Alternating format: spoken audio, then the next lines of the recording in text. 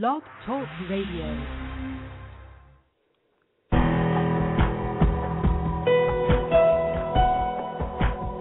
Welcome to our program on Kardec Radio.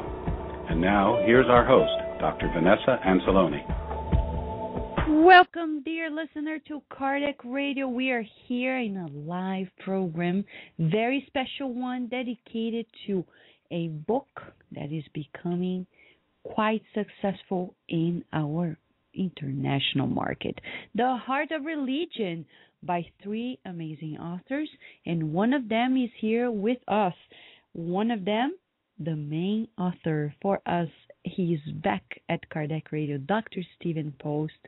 He's back here telling us much about how important so many good things that happen in our lives, like benevolence, spiritual empowerment, experience of God's love, so spiritual, the take on this, the religiousness of all of us. And together with Dr. Matthew Lee and Dr. Margaret Paloma, they put together this beautiful book that we would recommend to you, The Heart of Religion. There is so much to discuss. There's so much actually to learn from Dr. Post. He's a scientist that has been dedicating his life to understanding, basically over the decades, talking about love. He is the director of the Center of Medical Humanities, Compassionate Care, and Bioethics in the School of Medicine, Stony Brook University. From 1998 through 2008, he was a professor of bioethics, philosophy, and religion in the School of Medicine at Case Western Reserve University. Dr. Post is the editor-in-chief of the Encyclopedia of Bioethics, which is in its third edition. He is also the president of the Institute for Research on Unlimited Love, founded in 2001 with a generous grant from the John Templeton Foundation, and he devoted to high-level scientific research on unselfish love.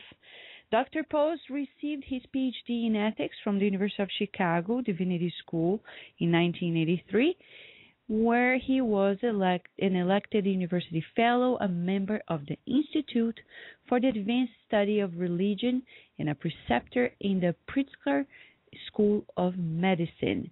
He served as a co-principal investigator on the Flame of Love project, and his work on love spans 3 decades. But we can't forget, he's the best-selling author of the books The Hidden Gifts of Helping and Why Good Things Happen to Good People. He has been contributing to the good things that are happening around the world. He basically, the philosophy, like, it's good to be good. And he proves with science why it's good to be good. Today, he's going to go in a deeper, very spiritual journey with us, telling us about, especially in America, the heart of religion. And if you're there, you want to ask him a question today, you can email us at kardec@kardecradio.com, or you can go to our Blog Talk Radio chat room and ask questions right there. We'll be here to serve you. We have a few questions already sent to us.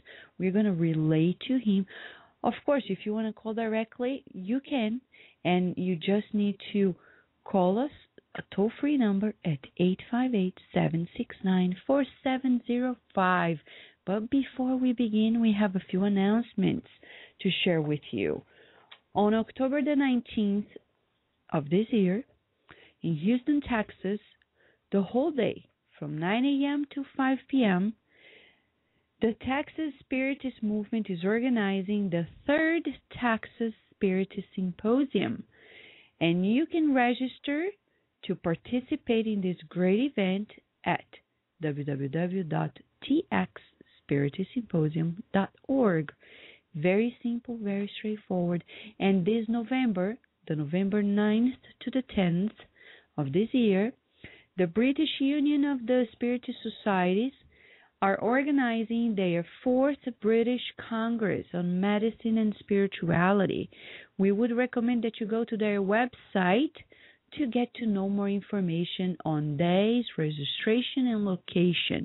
Everything's going to be held in London, United Kingdom. You go to www.buss.org.uk. It's organized and sponsored by the British Union of the Spiritist Societies. I know there are so many other wonderful things happening. We would recommend also that you stop by the website of the Spiritist magazine, which just released its latest issue. It talks about consciousness, it talks about the brain, and many other good things. Important things like the spiritual take on depression, emotions, etc. And, our digital version is free of charge. You can also download the PDF yourself. If you want the printout copy, just click on the HP MagCloud partnership we have in our website. They're going to send to you your own copy of the magazine. Dr. Raymond Moody Jr. has a beautiful short interview that he released to the magazine, in which he talked about very interesting things that are happening along the way of understanding our continuity in life, in the afterlife.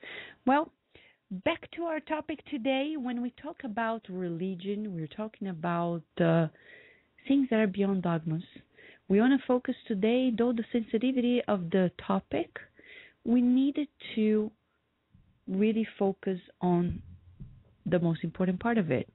Allan Kardec, in the book Genesis, in 1868, he talked about some part of it. Chapter 18th, item 17th. Fraternity must be the cornerstone of the new social order.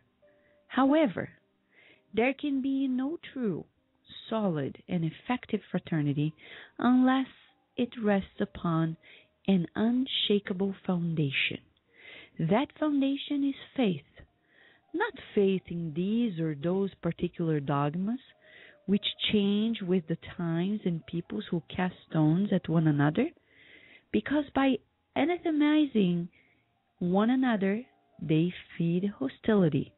But faith in the fundamental principles that everyone can accept: God, the soul, the future, the ongoing progress of individuals, and the perpetuity of relationships among them. When all people are convinced that God is the same for all, and that this supremely just and good God cannot want anything unjust, that evil comes from humans and not from God, then they will regard one another as children of the same Father, and will shake hands with one another. This is the faith that Spiritism provides, and which will be from here on out the pivot around which humanity will move, whatever the mode of worship and a particular creed may be. So open wide, dear listener. Kardec brings to us so much food for thought.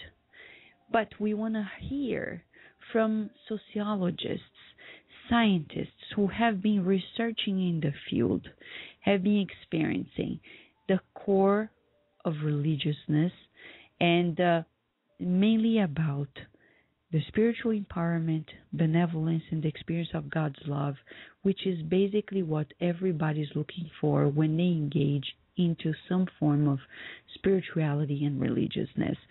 Well, we have here with us the expert in the field, Dr. Stephen Post. He's back at Kardec Radio to share and teach much to each one of us.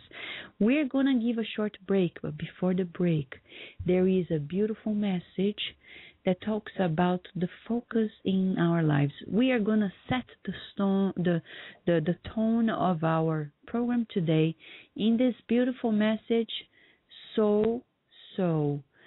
And you can find this message either in written or audio form at the bookstore of the Spiritist Society of Baltimore, www.ssbaltimore.org. Just search for Enlightening Messages CD or book, and the message is right there. Right after the break, Dr. Stephen Post with us.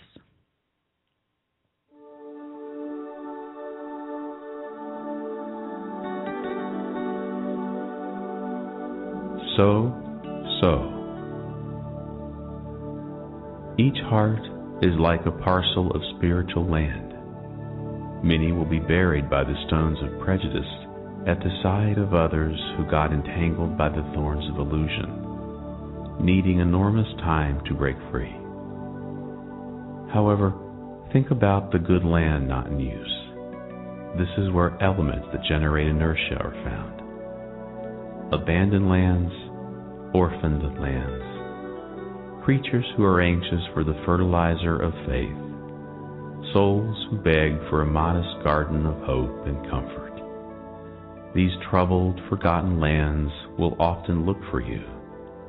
Your vision will open up through the fatigue of the parents where pain manifests, tortures, and consumes, through the disillusionment of your sad fellows who carry in their hearts the ashes of their own dreams, through the problems of the child who is consumed by revolt, through the trials of your brothers and sisters who cry smiling so that you may not see the debris of their resentment.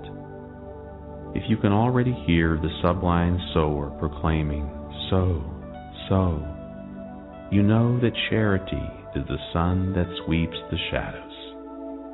You bring within you the gift to sprinkle comfort. You can pronounce the blessed word. You can pour what is left from the purse, transforming the coin in a prayer of joy. You have the strong arm which lifts up the fallen. Your fingers are capable of mending the strings broken by suffering in others' hearts, attuning them to the sound of the fraternal music. You have the privilege of sharing clothes you no longer need with those less fortunate. Nothing hinders you from helping the sick. Nobody prevents you from building in the road the good for those who are here and for those who are to come. Do not deter yourself in the emptiness of the shadows. Plant truth and light, joy and goodness. If you perceive the voice of the sublime sower, you will hear him at each step of the way, confidently saying closer to your ears, "Work while you can, and sow."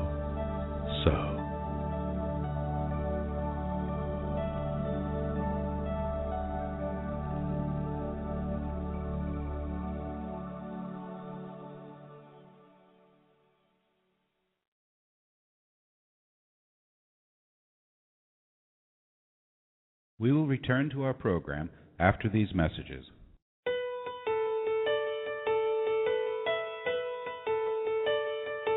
New release, Liberation.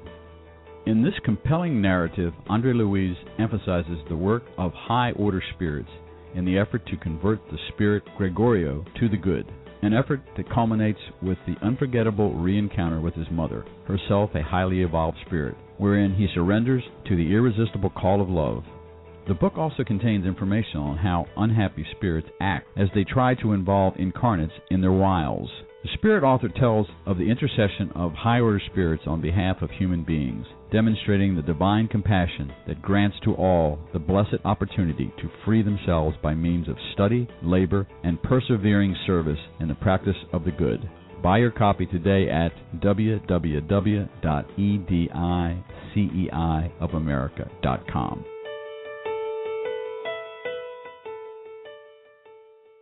Spread the word.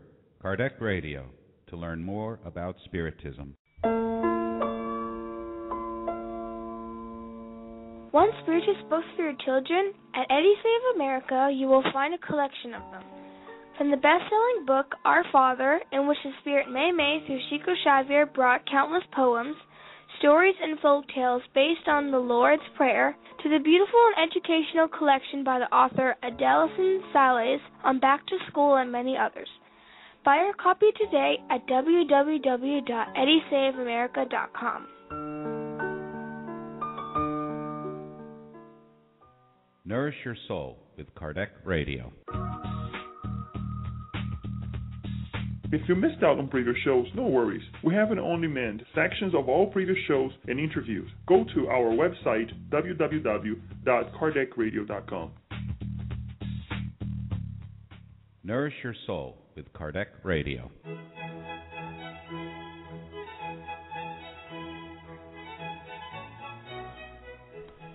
Spiritism for Everyone, the online study of Spiritism. This year with the in-depth study of the book Genesis by Allan Kardec. Join us every Wednesday evening through the web from any computer or mobile device, no matter where you are in the U.S. or the world. Spiritism for Everyone is free, open to all, and requires no registration. For more information, go to www.spiritus.us. Spiritism for Everyone is a program of the United States Spiritist Council. And now we return to our program. Dear listener, we are here to talk about The Heart of Religion, which is also the book that was written by Dr. Stephen Post, Dr. Matthew Lee, Dr. Margaret Poloma, and we have the honor to have back at Kardec Radio Dr. Stephen Post, who is the best-selling author of The Hidden Gifts of Helping, Why Good Things Happen to Good People. He is also, amongst many other things, the director of the Center of Medical Humanities, Compassionate Care, and Bioethics in the School of Medicine at Stony Brook University. If you want more information about the authors and the book we're going to talk about now, just go to heartofreligion.net and you'll get the whole 9 yards of it. Of course, just as a teaser, because if you listen to the program now, you get to know even more. So then when you go to the book, it's going to be an amazing journey. Thank you so much, Dr. Post, for being with us again at Kardec Radio.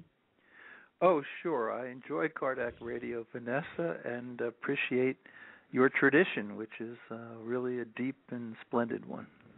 Thank you so much, Dr. Post. You know, reading the book, the first thing that came to my mind is it's a different take, though you keep the scientific perspective on it.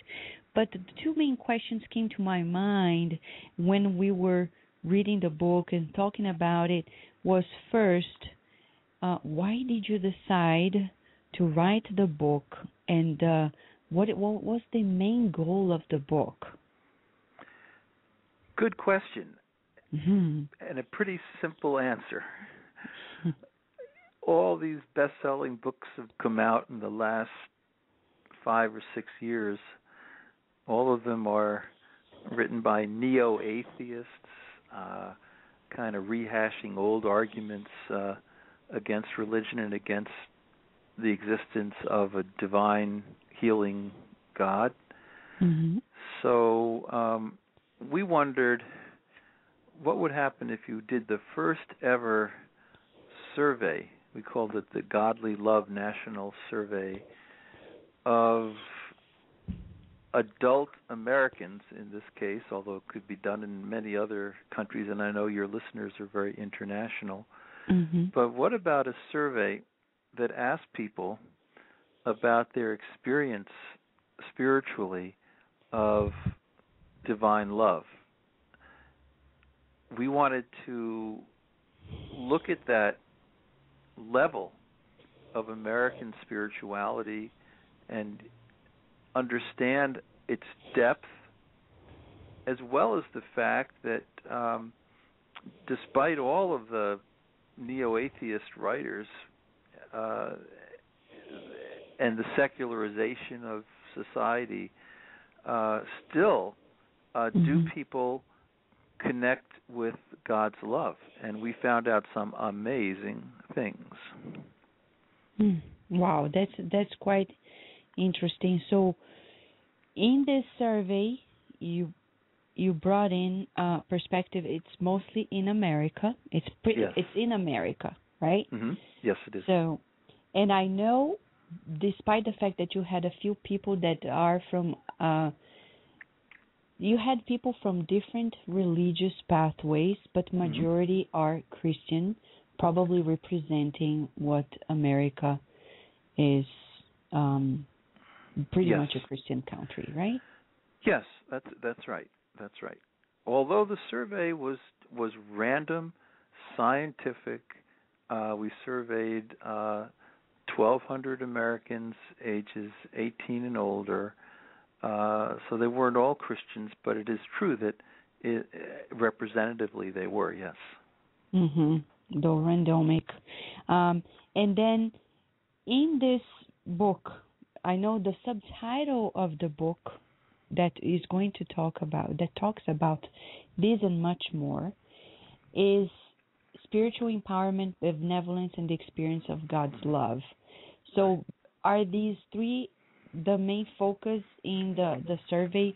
Just so we have a picture about the how the survey, what it was encompassing in general. Yeah, absolutely. Those are the ones. And so we were asking people to self-report their experience of divine love. We were asking them to self-report the extent to which that experience quickened or enlivened and widened the scope of their love of neighbor. Mm-hmm. We also asked them if these experiences allowed them to engage in a kind of emotional healing so that they were able to overcome negative, destructive emotions like hostility, bitterness, jealousy, rage, and all those kinds of things that are obstacles to the heart, if you will. Mm-hmm. We asked them if they had any thoughts about how this experience related to the valleys in their lives, the peaks and the valleys, if it was something that helped them get through the difficult and challenging times in life. We asked them about prayer. So in general, it was a deep questionnaire about people's spiritual lives. Dr. Poofs, before we get deeper into the findings of this beautiful survey, we were curious about your long research, so many decades dedicated to understanding about unlimited love, unselfish love, love in itself. Would you say that this survey represents like you're reaching the climax of that, scientific quest? It's a stage, Vanessa, but this is endless. I started out doing a lot of theology and philosophy around God's love, and studying with people like Joseph Campbell and Mircea Eliade and some pretty amazing people at Chicago.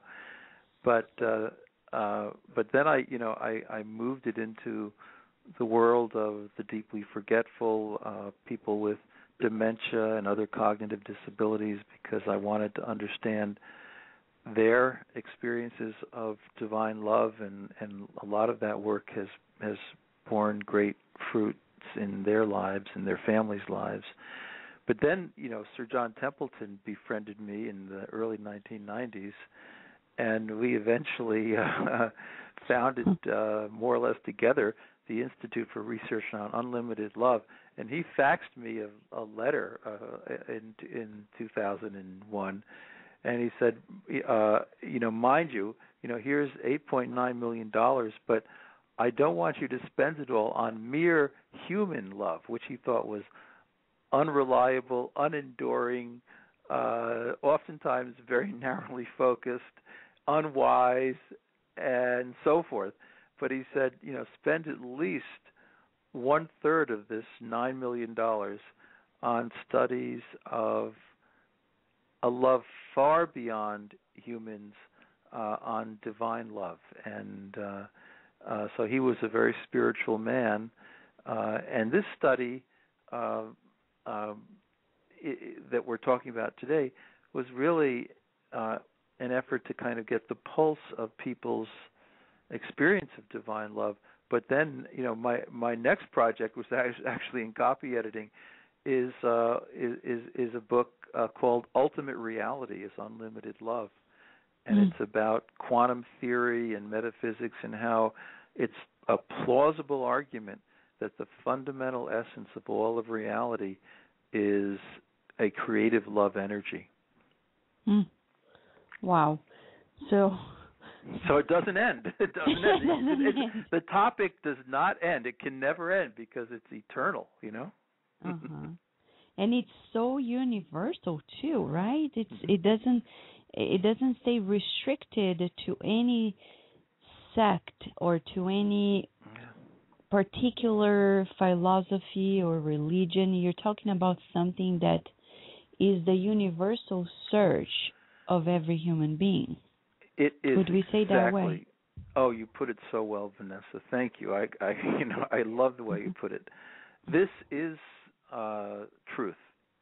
That there is a love, a mysterious, real love that underlies reality, that even sustains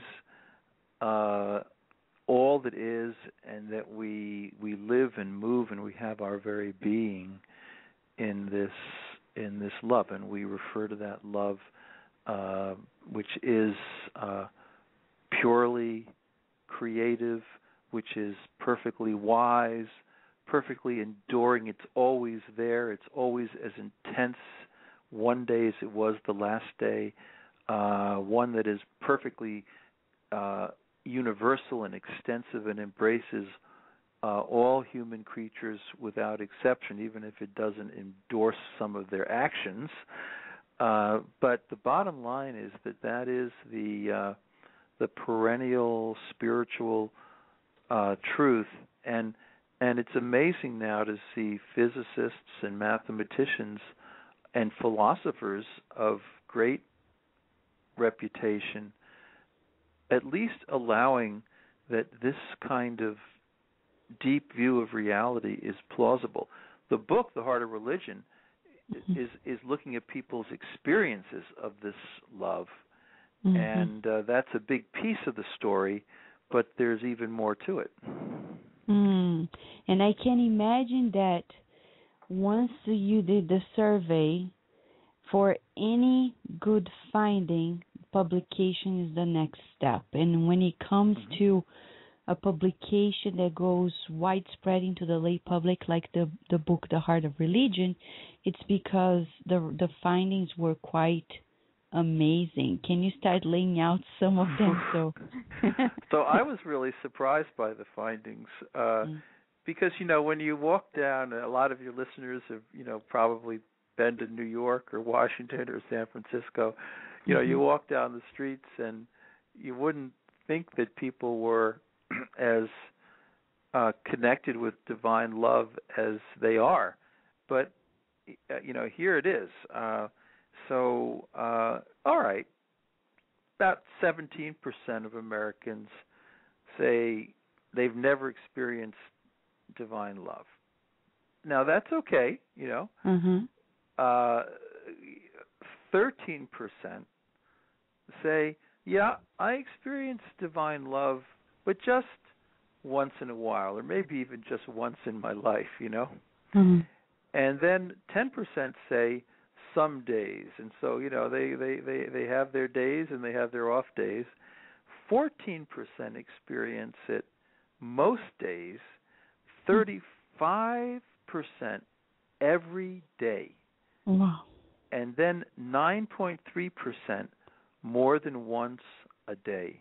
Wow. So if you pull that together, there's this group of about, roughly 10% of people, and they're just feeling that they're living in this love, and they're motivated by it. They have high levels of benevolence. They're engaged in small acts of love and kindness on a daily basis, and they feel this spiritual connection with this source pretty much constantly. But then 35% say, well, yeah, every day. Now, not necessarily more than once a day, but every day. And then 14% say most days. So when you stick that together, it's saying that 60% of people in America have this experience at least most days. And then you wonder, with all the hatred and the violence and the criminality and the terrible stuff that we hear about 24/7 over the news, nevertheless, what's keeping a lid on all of this chaos? What really is, in fact, making our world, our civilization, as benevolent anyway as it is, and it's that people are experiencing God's love. Wow. But did you have to define to them beforehand what God's love would be, or did you leave it open to their own definition? Yep, we left it pretty open. We asked them, do you feel God's love for you directly? And we allowed them to respond, but then in terms of never once in a while, some days, most days, every day, more than once per day. We also allowed them to explain more descriptively, in an open-ended way, how they would describe divine love. And it turns out that there's a lot of, I'll call it Main Street mysticism.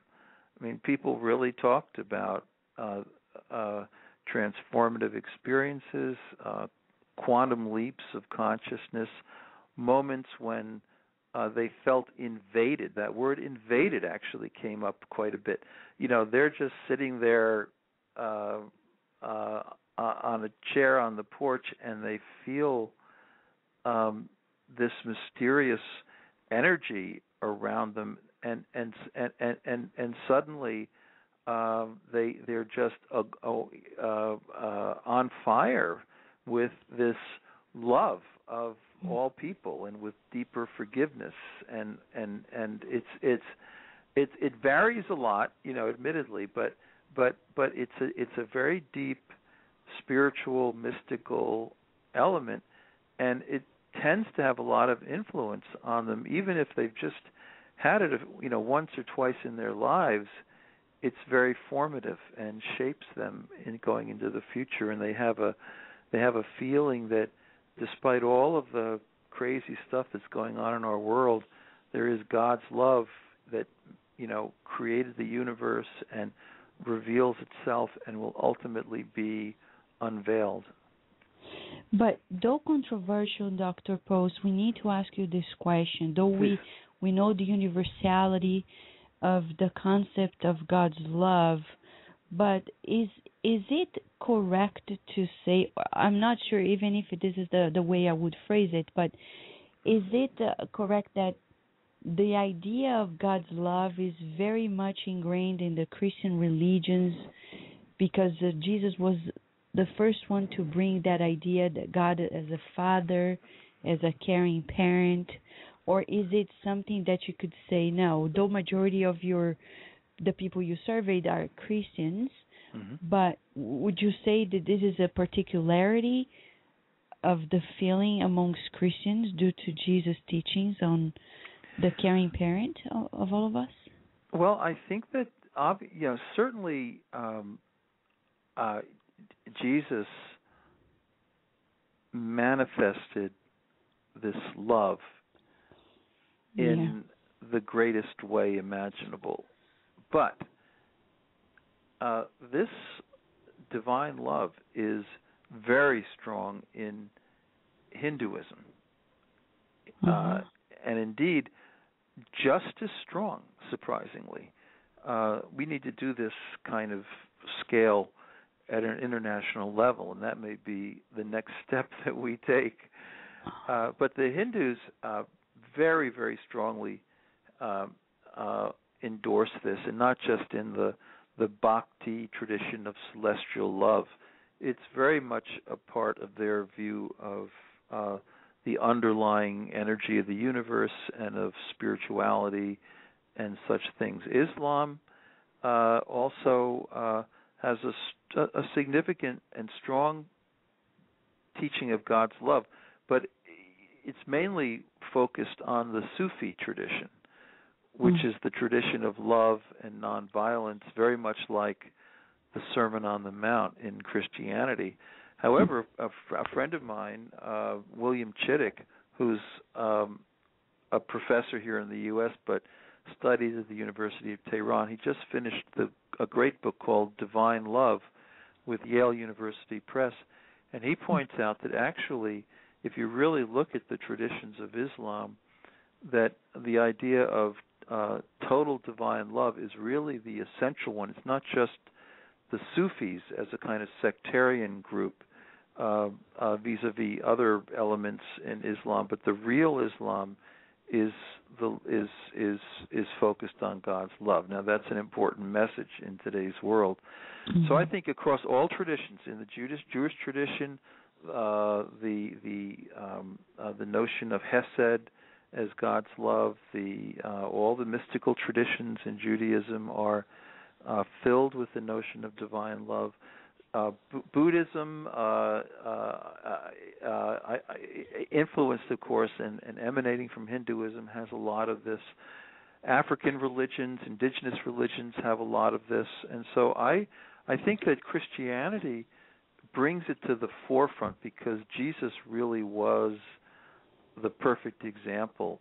You know, we love because he first loved us, as the passage goes. But I also feel that this is there in all of the great religions, even though it gets distorted and sometimes politicized and caught up in bickering and conflict, which is unfortunate. But the teaching, the window into this universal love is there in all these great traditions. That's quite interesting. So bottom line, you would say that at this first step of the survey, this would be the foundation for everything else that would be unfolding, like spiritual empowerment, benevolence, and the attitude that people decide to take in life. Absolutely. Right? And I'm pretty skeptical about human nature, by the way. I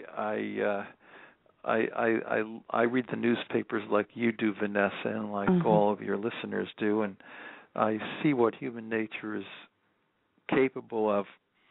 So I like the study of human nature and human care and all of that. But even the strongest human love, say parental love, is easily distorted if a child is behaving badly, if a child isn't fulfilling the parents' hopes and dreams. You know, even parental love can turn around and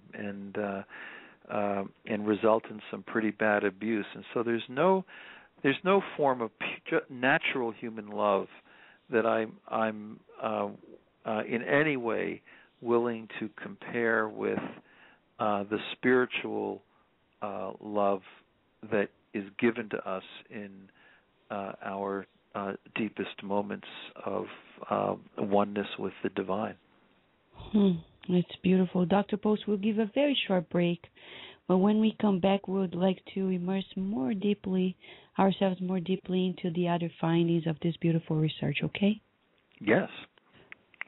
We will return to our program after these messages.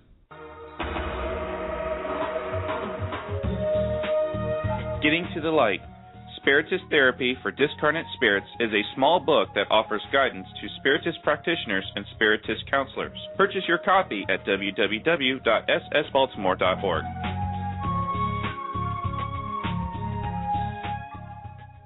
Nourish your soul with Kardec Radio.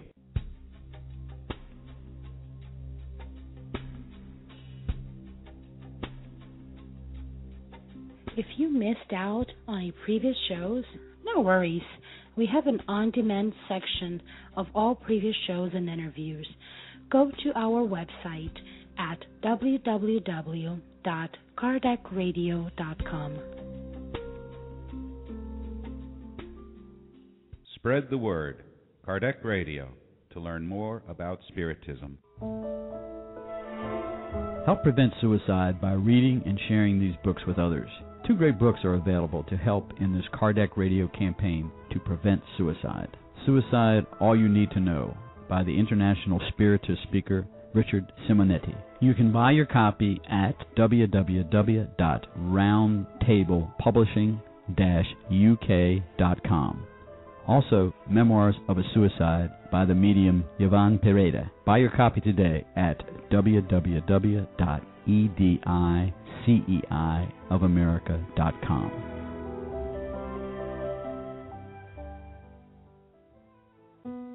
Kardec Radio, live every Saturday at 11 a.m.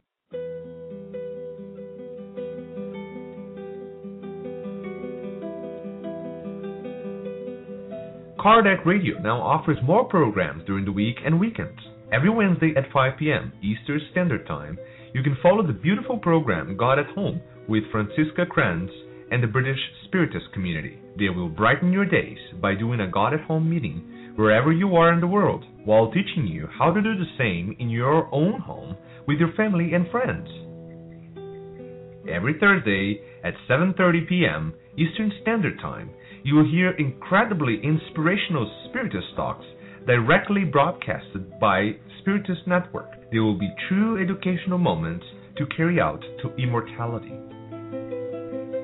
Every Saturday, live interviews, Bridging Health and Spiritism with the host Dr. Vanessa Anceloni. You may ask questions to the interviewed guests by calling 858-769-4705. And every Sunday, tune in to Spiritist Awareness at Kardec Radio. You will hear a series of segments on a diversity of Spiritist topics. Kardec will broadcast the Spiritist Moment with Kirsten DeMello, the reading of the Spiritist book by John DeRosa and Steve Shepard, Spiritism in Your Life with Drs. Marco and Joyce Magalhães, Spiritism and the Gospel with Luis Sergio Marotta, Spiritist Education for Youth and Children with Bernadette Leal, Spiritist Music with James Marotta, Neuroscience and Spiritism with Dr. Vanessa Anceloni, and many more segments coming soon. Enjoy it all and nourish your soul with Kardec Radio.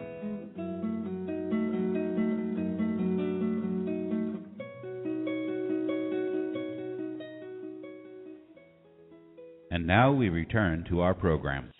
Dear listener, we're here talking about the heart of religion.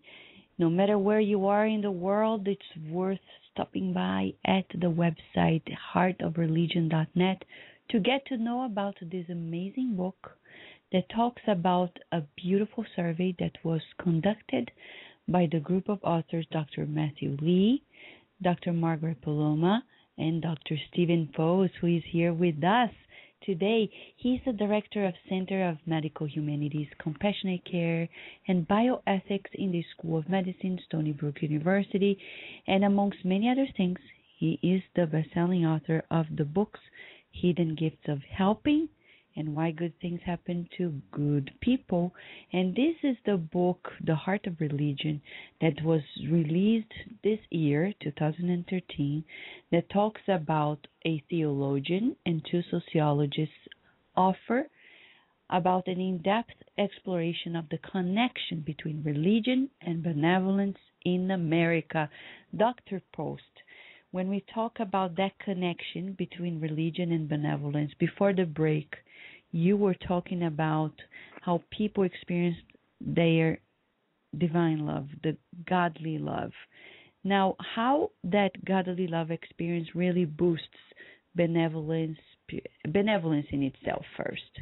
What did you find out?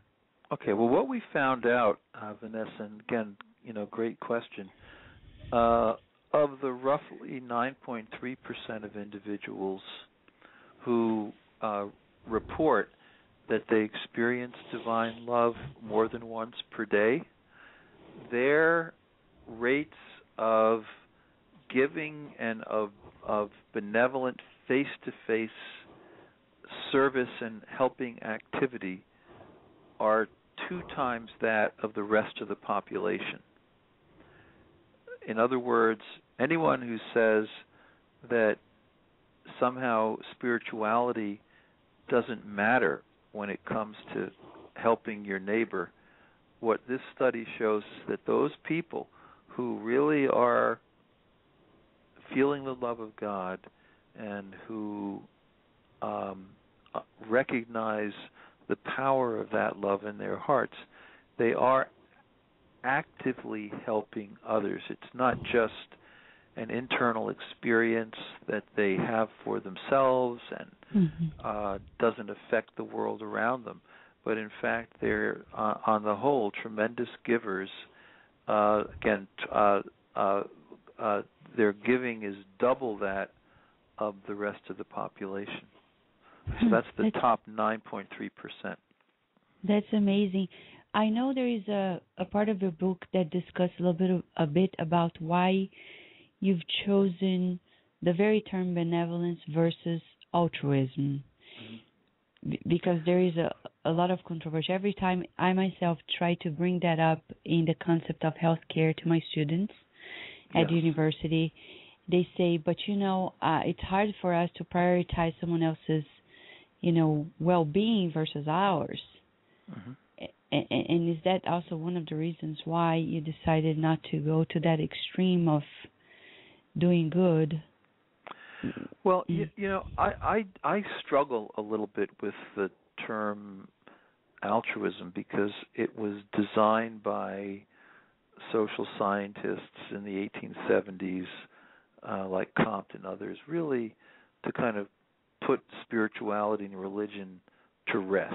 It was their way of saying that we want to do away with all of the theological language of agape or caritas or whatever it might be, and also altruism gets misunderstood in the current culture because the biologists have said that it always involves self-sacrifice and self-denial and the like. But actually the people who founded sociology didn't think that way. They just thought, look, there's people who are egoistic. They kind of see the world from their own perspective and they relate to other people to the extent that those others contribute to my interests.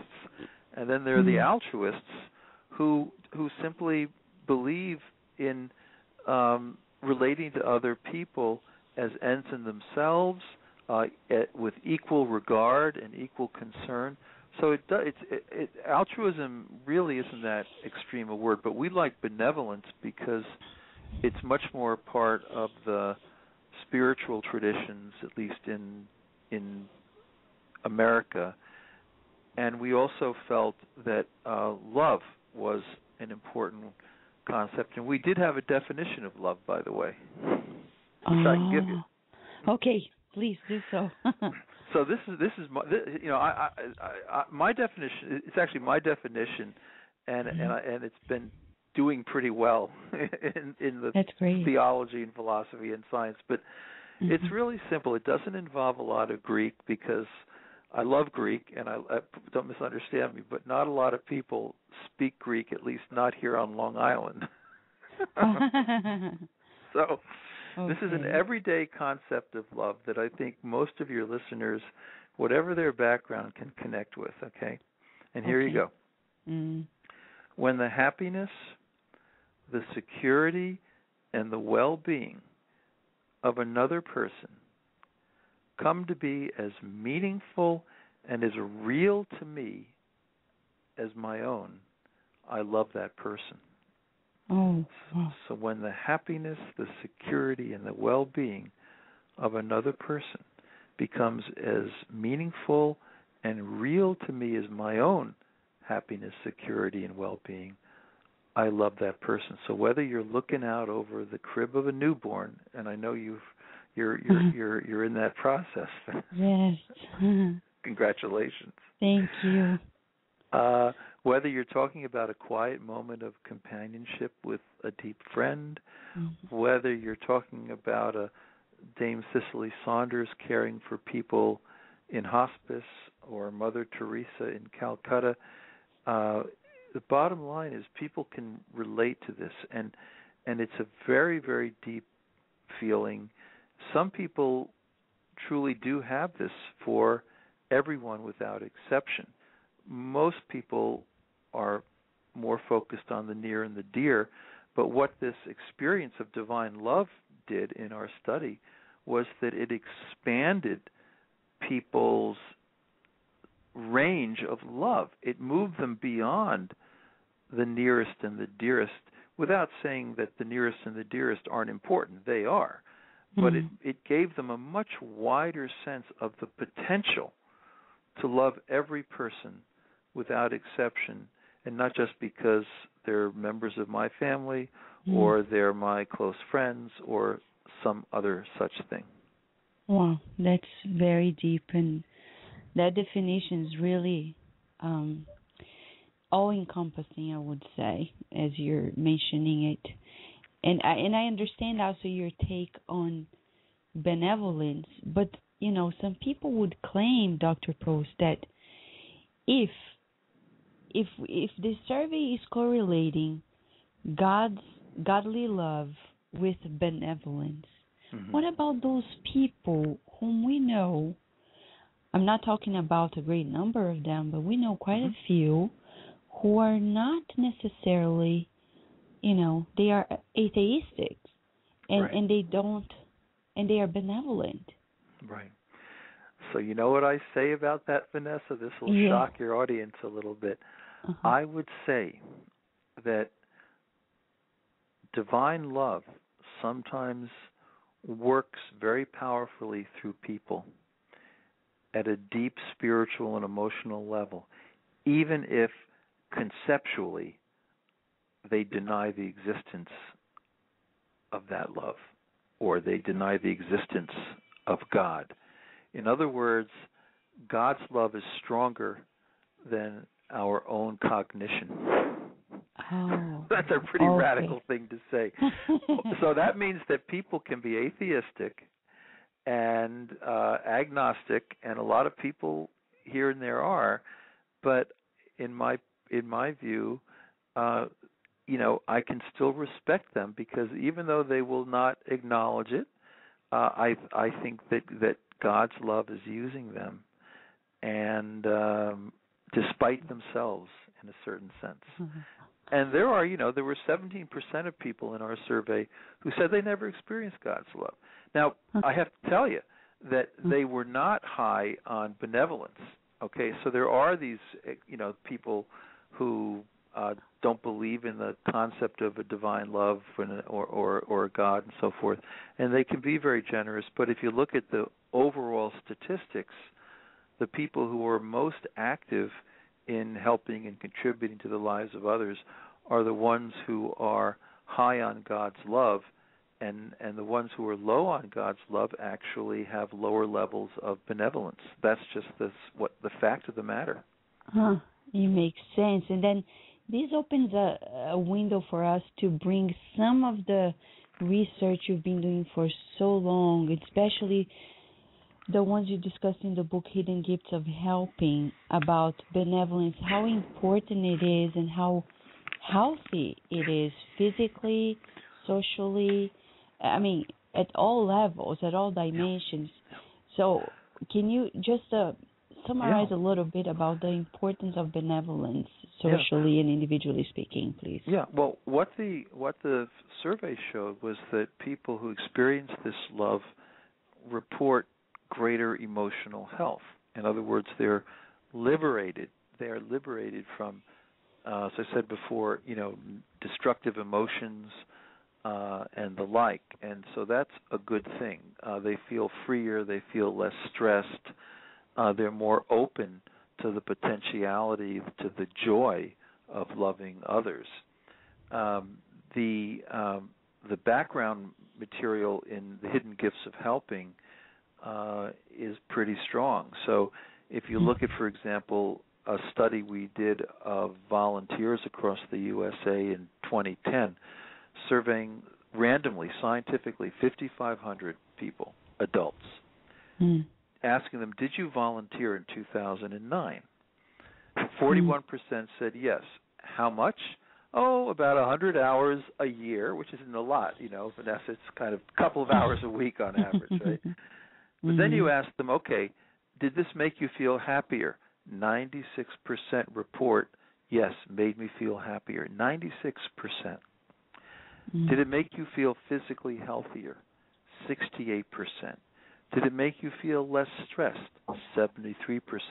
Did it make you feel more gratified and purposeful in life? 89%. It goes on and on. People were sleeping better. They were reporting deeper friendships.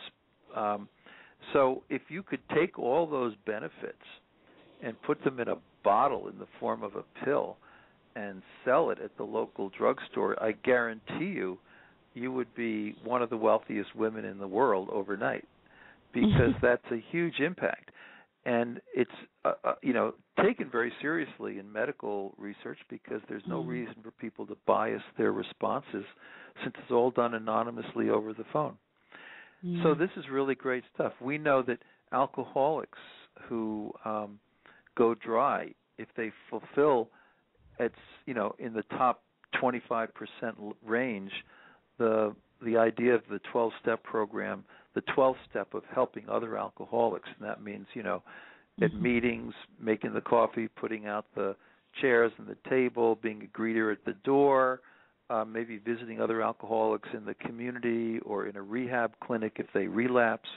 If you're high on helping other alcoholics, after 1 year, the recovery rate is 40% for that group. So 40% of the alcoholics who help others at high levels are dry a year later. If they don't do that, if they do the other 12 steps, but they don't actually help and love their neighbor, their recovery rate is only 22%. So you double the likelihood of recovering from alcoholism and many other addictions within a year period, anyway, as we've measured it, if you are bringing what you've learned and experienced to the benefit and love of those who are also experiencing that addiction. So in this case, we could almost tell that sooner or later doctors will be prescribing. Be benevolent, and you'll be healthier. Well, you know what? Out in San Francisco, there's a very nice project out there with geriatricians, folks who deal with older adults as patients, and they are recommending volunteering for so long as people can handle it physically and mentally, because we know very much from 7 major studies at big universities that if you look at older adults, say 60 and older for 15 years, or 50 or 65 and older for 10 years, and whatever, after you factor out all the baseline health factors, the ones who can report that they're involved in helping others have much lower depression rates, and they're living longer. You might ask, how long? About 1.5 years to 2 years longer. So if you want to grow old, say your prayers, love your neighbor as yourself, fulfill that double love commandment, and you're going to do better than you will if you're getting up at noon in Arizona somewhere for your first martini. No offense. Good point, Dr. Post. We're right there with you. That's so right. That's so right. And it really brings a new perspective in life. It's going to probably change the lifestyle of humanity. So much so, it goes so hand in hand with what we read at the beginning of the program when Kardec was talking about the importance of really caring for one another, which undoubtedly depends on our foundation, which is our relationship with God. But you also talk about from a deeper individual connection, spiritual. I have to ask you a question before I ask this very question. I have here Gustavo Assis from Massachusetts, who is asking us if you could repeat the definition of love that you put together. Yes, I'll be happy to do that. Thank you. Again, it doesn't borrow from a lot of classic languages. It's simple, and people connect with it.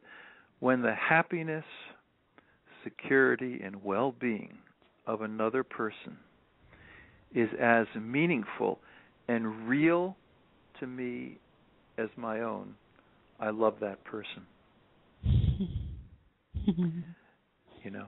Wow. And in some cases, it's even more meaningful and real than your own love, and that's probably the heart of a mother for a child, or friends who sacrifice themselves. But in in most contexts, what I'm saying is that when we live lives of love, that includes self-love. It's the love of neighbor and the love of self. Love your neighbor as yourself.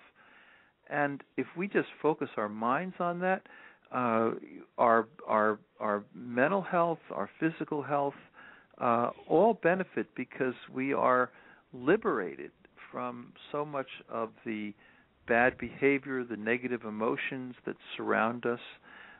It's incredibly powerful. Love is the greatest medicine. I'm a person who respects modern medicine greatly, but I got to tell you, when I was reading from that national survey about volunteers, if insulin, if on a scale of 1 to 10, 10 is the best medicine you could ever imagine.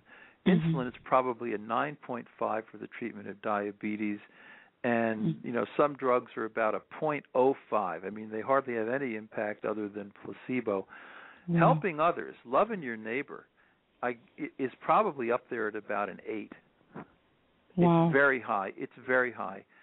And think about all the bad habits and destructive behaviors that people avoid when they are involved in helping others. They get freed up of concern with the self and the problems of the self. It's just an inner freedom, and their degree of hope is higher. Their degree of joy is higher, and I don't mean just happiness in the superficial sense of a genetic set point and being a little smiley. I mean deep, meaningful hope. So I'll tell you something. Love your neighbor because it's a great way to flourish. And St. Paul said, God loves a cheerful giver. That's so true. Wow. And Jesus said it's better to give than to receive. Yeah. And we are yet to understand this, but as you're saying, science is bringing validation to all of these concepts that are beyond concept. They are true proposals in life. Yep. And if your listeners want to follow this more, just go to unlimitedloveinstitute.com. Or I have a big study called the 5th Annual Report, It's Good to Be Good, and that's at www.stevengpost.com. And it's right up there, and there's every scientific study, it's kind of stated there, stevengpost.com and unlimitedloveinstitute.com. That's beautiful. We have here with us Kirsten DeMello, who's part of Kardec Radio team. She's a nurse, and she's also a spiritist who has been actively engaged in the dissemination. She has a question for you. I'm going to open the line. She's live here with us. 1 second. Hi, Kirsten. Thank you so much for being with us today. Dr. Post is here. You can ask your question.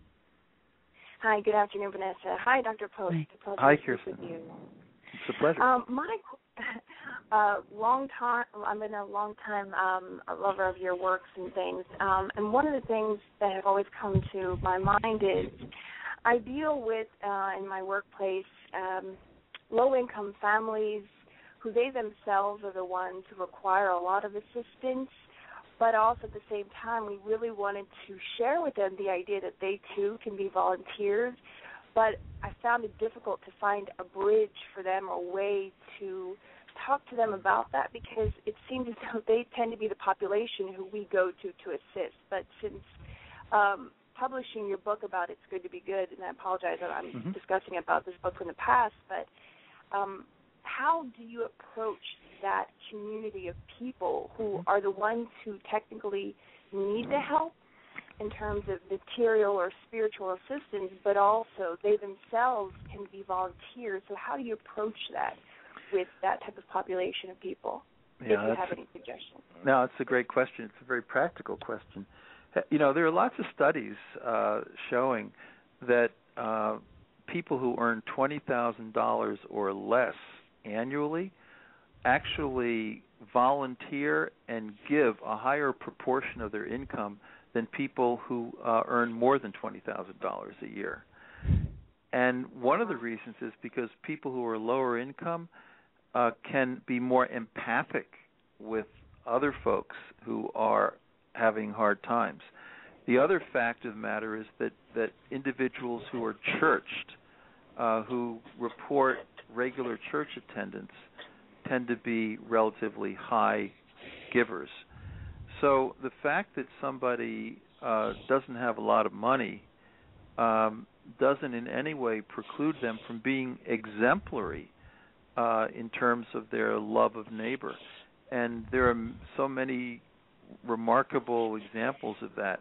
I think the key thing practically is, what we learn from the volunteering studies, people should volunteer, Kirsten, for some program, some group, some needful constituency that they connect with at a heart level.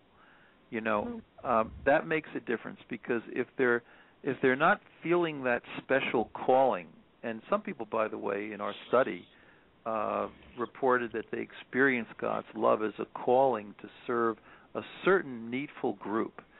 For example, the woman who founded, Aunt Annie's Pretzels in the shopping centers? Yes, yes. Okay, so Auntie Annie's husband, he was a Mennonite, and he had a dream, a calling from God to create support centers for children in the Mennonite community with autism and other developmental disorders. And then Auntie Annie, his wife, had a dream a little later, and she actually said that she had the essence of her recipe revealed to her.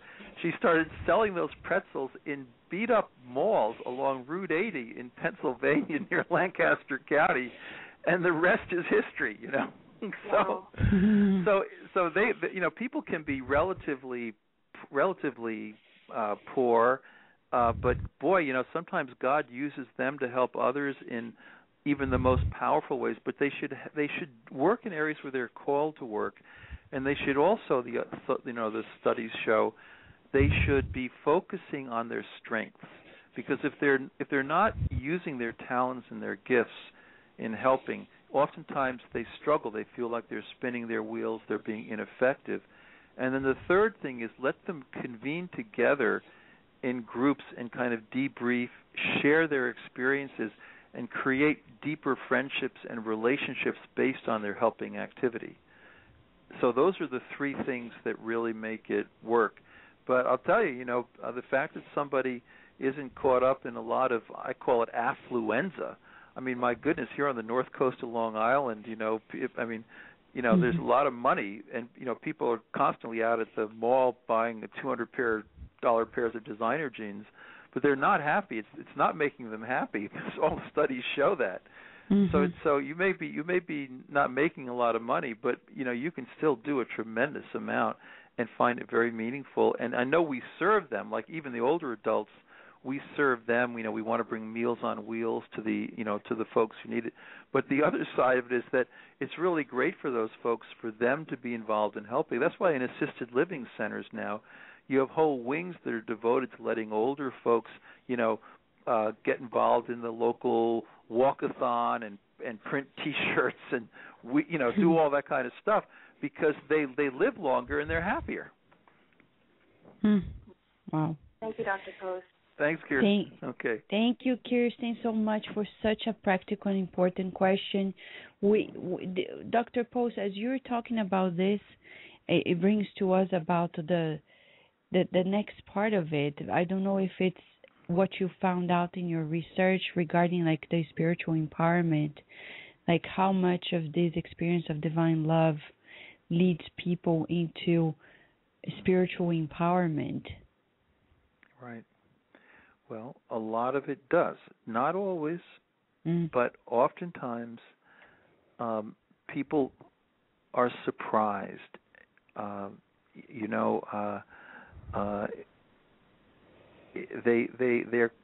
They're not anticipating or intending these experiences of divine love. It's almost like an energy that kind of comes into their consciousness. And one person described sitting down and talking with a student and not feeling that they could offer much or that they had any interest or concern about the student. And then they just felt this incredible warmth and energy, and they looked up because they actually thought for a moment that it would be visible, but it wasn't. Still, they had this experience, and when people have this experience, typically they do remember it, and it does shape their lives. By the way, Mother Teresa. There's in recent years some discussion about her because she apparently had some of these experiences very early in life, and then she didn't have them much in her adult life, and she was concerned about that. But I would say that look, you don't need to have these experiences all the time. You can have them sporadically in life, or even just in a certain concentrated time in your life, and you can be transformed. So is that the transformation that when you talk about the spiritual empowerment and that type of transformation, you're talking about the type of transformation that Saul, later Paul, experienced?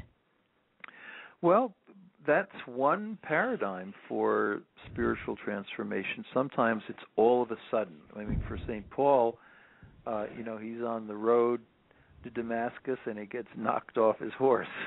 And some people do get knocked off their horses, especially if they've lived lives that have not been particularly exemplary.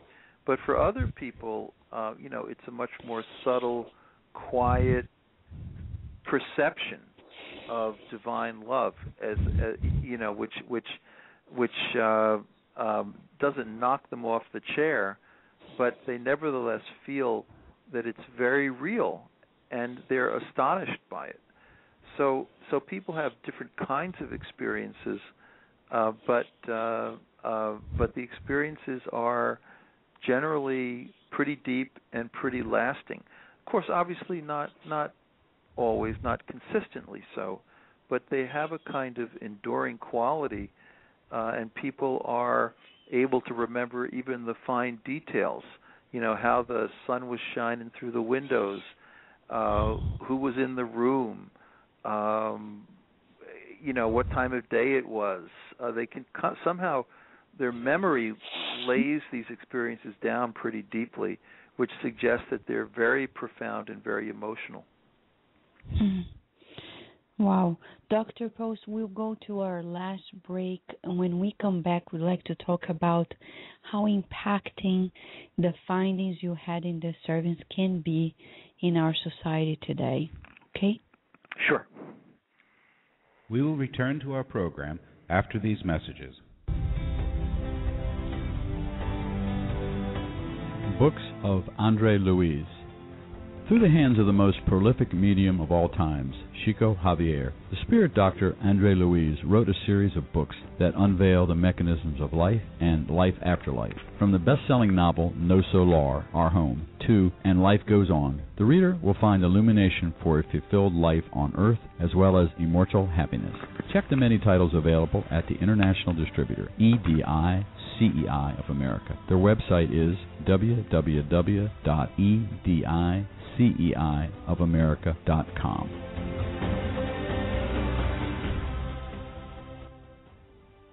Spread the word. Kardec Radio, to learn more about Spiritism. Spiritist Network, your gateway to on-demand Spiritist videos. www.spiritistnetwork.com.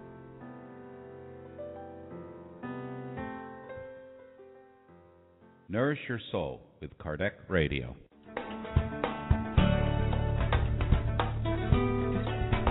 Traveling to another country?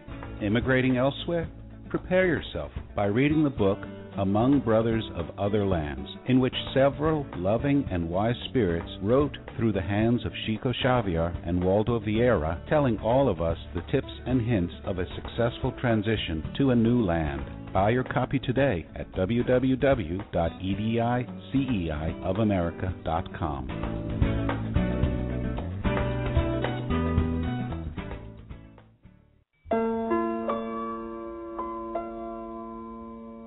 Do you want Spiritist books for your children? At Odyssey of America, you'll find a collection of them, from the best-selling book Our Father, in which the spirit Mei Mei, through Chico Xavier, brought countless poems, stories, and folk tales based on the Lord's Prayer, to the beautiful and educational collection by the author Edailson Salles on Back to School and many others. Buy your copy today at www.edisayofamerica.com.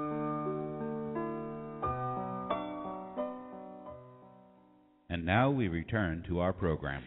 We are here learning so much about how science, dear listener, is validating lots of concepts that religious in general have been brought to us, from the experience of divine love to benevolence, spiritual empowerment. And Dr. Post, one of the authors of the book The Heart of Religion, together with Dr. Matthew Lee, Dr. Margaret Paloma, is here delighting our minds with a very differential concept that can truly impact in our lives, change probably our lifestyles. Dr. Post, would you say it is, after all this, the research and the survey you've done and the findings of this survey, would you say that they can really transform the ways we live and lead our lives individually and socially? I think absolutely. I would even make the case that the good in the world is much more shaped and formed by these experiences than we acknowledge or are even aware of. To some degree, it's a question of being aware of the ways in which this love works in our lives and in our hearts and in our minds, that we are much more one with this than we are explicit about, but it's very real. And some people, historically have called this common grace. Just that God is working on our lives, even if we deny that reality. And if it wasn't for that, things would be a whole lot worse than they are. When Kardec published his main books in the 19th century, there was a big split. I mean, science and religion were really divorced. And this divorce has been long-standing. And it seems to us that science and religion are trying to talk to each other and probably get married again. Is that something that you perceive as well, or is that just an impression? Well, I think that there's a lot more serious conversation between science and religion. Married, I don't know, but having a meaningful discussion as good neighbors with a nice, low, knee-high white fence instead of a big, tall, 10-foot barrier, And that's pretty healthy, because the methods of science have to be completely respected, and sometimes in the past, science has been manipulated a bit. But I think right now we're seeing a very healthy conversation in many areas. There are the physicists who are very well regarded, talking about an anthropic principle, that somehow the order and the mathematical coherency of the universe suggests, even requires, some kind of divine intelligence. We have the quantum theorists who are saying that somehow there must be an underlying creative energy that sustains reality at the quantum level. We have people in the social sciences trying to study the great spiritual strengths like generosity and love and forgiveness and gratitude and self-control. So most definitely there is a big conversation going on.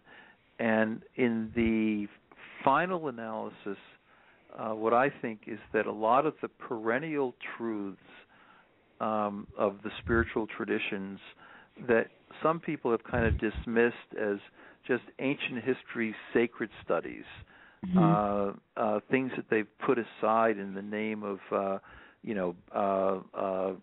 egoism, selfishness, Atlas Shrugged, and all of that kind of stuff. I think what we're realizing is that, in fact, when we really look at the science, there's an awful lot to be said about these traditions, and they become reanimated. They become more exciting to people, not because the doctrine is being taught, but rather because suddenly these ancient truths begin to make a little more sense and become a little more plausible given what science is discovering. I'll tell you, when I go to Columbia, I gave a talk at Columbia about a year ago on ultimate reality is unlimited love. And a lot of physicists showed up, and they have some of the world's best physicists. And I'll tell you, when I read what the physicists are saying, that, the origins of the universe have to do with total probability and string theory and all these kinds of things that have never been proven, never been shown empirically. I got to tell you that, the idea that there's a Godhead that underlies reality with an intention of love and creativity, it actually looks pretty reasonable. Inevitably. Yeah, looks pretty good. That's great. So, Dr. Post, we love and enjoy hearing from you. We really admire your work. We hope you come back again and again to Kardec Radio. But what would you like to send as a final message for today to the listener at Kardec Radio, please? Well, I would ask you to kind of close your eyes and just think for a minute about how you can increase the healing awareness of pure unlimited love in every encounter today and worldwide, and get it to 100%, just like Apple computers. Wow. That's the deal. That's the deal. I mean, if Steve Jobs can do it, you can do it. You can do it. Yeah. Actually, I went to Reed College for a few years as a young kid, and I encountered Jobs, and he slept on my floor. And I got to tell you, that we need to do for divine love what he did for Apple. And we can do it. It can be done, and everybody has to work at it. Yes, you're so right, Dr. Post. We thank you so much for being with us, for delighting our hearts with your presence and your wisdom. And we wish you the very best, that you keep doing this amazing work and that we stay in touch. Thank you so much. Thanks, Vanessa, and good luck with the birth. I know. Thank you, Dr. Post. Okay. Take care. Okay. Bye. Bye-bye. See you. So, dear listener, what a joy when a scientist really opens his heart to the reality that life needs love. The world changes. Dr. Post is really making a difference, and we hope you felt it in your heart as his joyful heart brought to us and his mind these findings that you can read more in a book that they published, Dr. Post with two other authors, Matthew Lee and Margaret Poloma, The Heart of Religion. You can go to heartofreligion.net, get to know more about it, and see how much this experience of divine love, benevolence, spiritual transformation can really shift our lives. And this is a book that encompasses a survey that was done mostly in the United States. But we would say, since we're human beings all over the place, wherever you are in this world, it would be a good fit for you too. If you want more information on Dr. Post, his book, The Hidden Gifts of Helping, and many other things he does scientifically, just go to the unlimitedloveinstitute.com and get to know more about it. He has been a great collaborator of the Spiritist movement. He came to Kardec Radio 2 years ago. He also participated in a beautiful event organized by the Mount Vernon Spiritist Center in Manhattan, New York, in the year of 2011, and he's going to continue enjoying his research and sharing it with us all over the place. We hope you have enjoyed the program. We are now going to invite you for the final part. You know what we do when our programs end. As Kardec Radio is here to nourish your soul, we really want to go to another level, always finalizing it with a prayer. Prayer is, as Kardec says, communication with God. And as Dr. Post revealed to us in his survey, that experience of divine love really shifts our lives to the best, making us more benevolent, making us really spiritually transformed, a better person, a better neighbor, a better family member, better friend, better professional, better everything else. But we need to cherish it. How do we do it? Prayer is the mechanism. And here we are. How about if right now, whatever you are, if you are driving, don't close your eyes. But if you are not driving and you can, close your eyes. Let us connect mind to mind, heart to heart. We were all created for the best of us. We're divine. In our essence, we're God's children. What a joy to feel it. Let us all now breathe in this divine air that is offered to us, free of charge, without conditions. Breathe out, letting go of obstacles inside of us.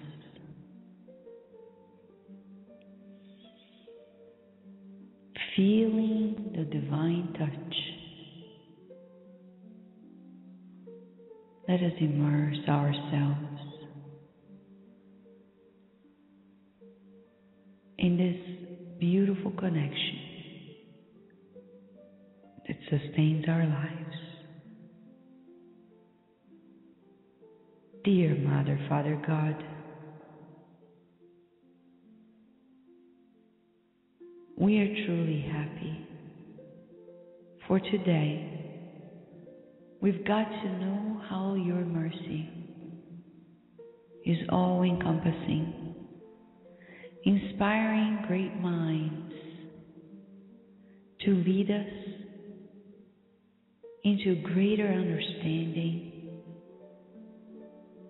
and wisdom. Thank you for making us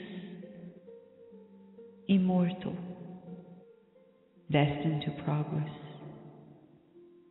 and for bringing masters to every community at all times in humanity, and especially our Master Jesus, who truly exemplified your divine love for us. May in this experience of our connection to you, we exercise without impediments or hesitation, with great courage and joy, the best in us, being good to others, and desiring only the good and nothing else, as Kardec stated. May in this new era of consciousness that we are living in, we feel your presence and maintain ourselves consciously attuned with you, to fulfill your will on earth as it is in heaven. And so be it.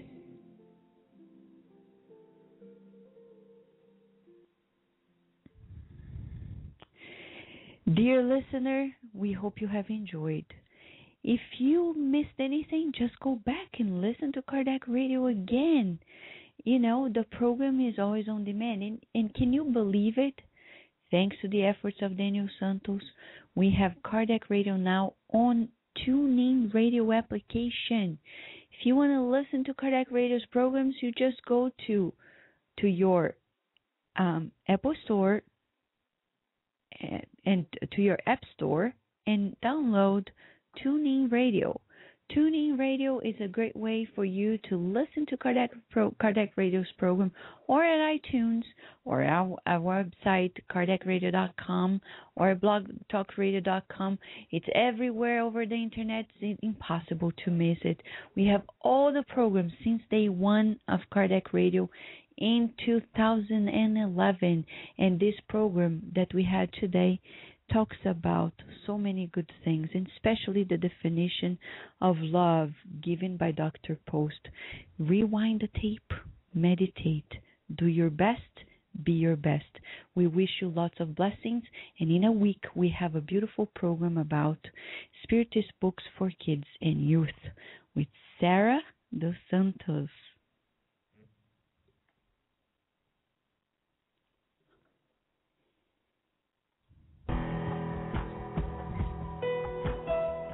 Thank you for listening to Kardec Radio, broadcasting live every Saturday morning at 11 a.m. Eastern Standard Time. Email us and share your comments at www.kardecradio.com. Until next time, we wish you many blessings.